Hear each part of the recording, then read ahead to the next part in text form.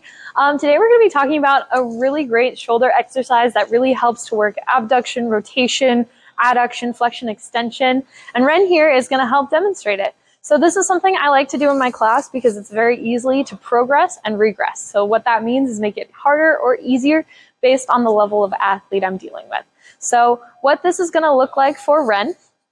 is he's going to bring both of his hands to his lower back in kind of a little flipper or blade form, keeping those fingers very pointed and straight.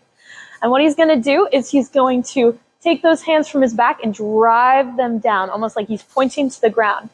Then, with his palms pointing behind him and his pinkies leading the charge, he's going to bring them up above his head as much as he can before he has to rotate those palms to then face towards me. Once he gets his hands fully extended up, he's going to reach down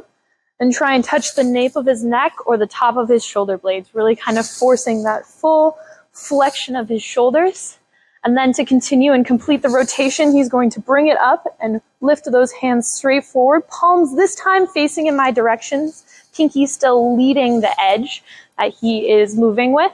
forcing all the way down until rotating to bring the back of his hands to his lower back. This is a great drill to kind of see where you're at with that rotational point. A harder way, if that was too easy, is to get into a good almost deadlift position where you're in a good neutral spine. Your chest is leaning forward, your neck,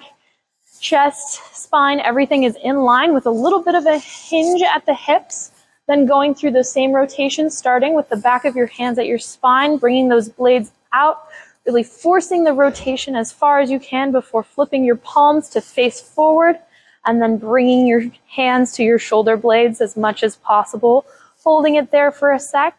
and then continuing upwards, out, pinky still leading the way,